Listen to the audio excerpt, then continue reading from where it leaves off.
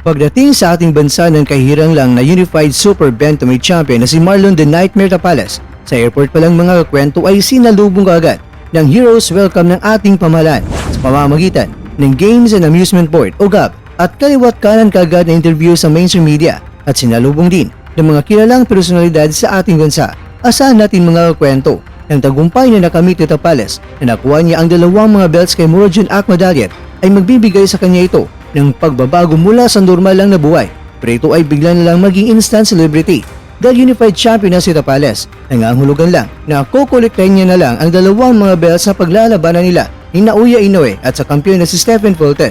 At hindi lang yan, dahil ang prestiyosong Ring Magazine ay makukuha rin yan dahil good news mga kakwento, sa ranking ng Ring Magazine sa Super Bantamweight Division na mamayagpag naman itong si Tapales dahil siya ay pangalawa na kasunod kay Fulton. At umarangkada din naman ang ating kababayan na si Mike Plania na siya ay nasa rank number 9 na.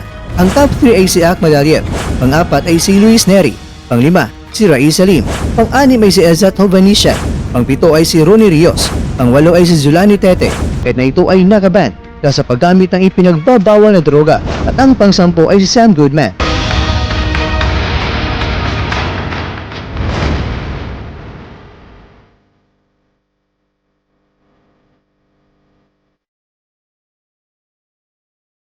Samantala, bumwelta naman si Ryan Garcia sa sinabi ni Gervonta Davis na dadalhin niya si Garcia sa malalim na tubig para lunurin sa paparating na laban nila. At ngayong linggo na yan mga kakwento, April 23 PH time. At ayon kay Garcia, kahit nalulunurin man siya ni Davis ay waipik ito dahil alam niya kung paano lumangoy. At nagbanta naman si Garcia kay Davis na sana bago ang laban nila ay nakatulog ng maayos itong si Davis dahil kung hindi ay papatulugin niya ito ng maimbing sa ibabaw ng lona.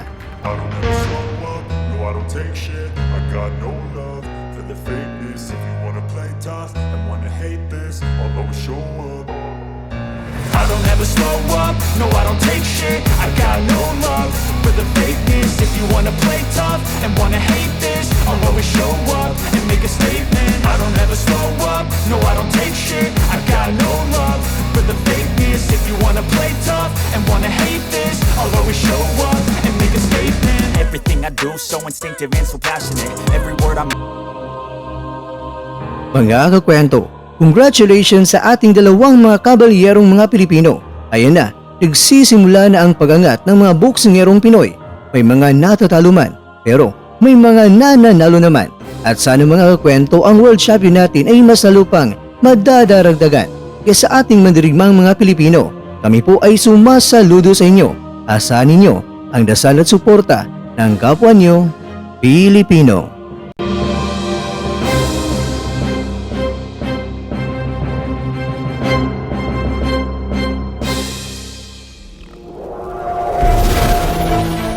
At dyan, nagtatapos ang ating kwento.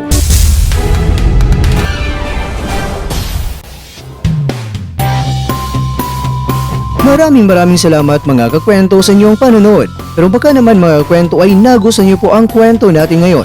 Baka pwede niyo po akong mabigyan dyan ng like. At kung hindi mo pa nagawa ito yaba, gawin mo na. Please subscribe to Kwentong Iba na Kwento. Alright, like, share, and subscribe. Pero bago tayo magtatapos mga kwento ay syempre, shoutout po muna tayo dyan sa ating mga kakwento.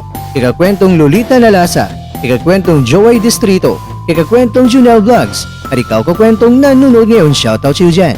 Bueno, hanggang dito na po muna ang ating kwentuhan at abangan nyo lang po ating susunod na video. At dito na po yan sa isang channel na kung saan maaaring ito'y mga kwentong di pa na kwento sa inyo.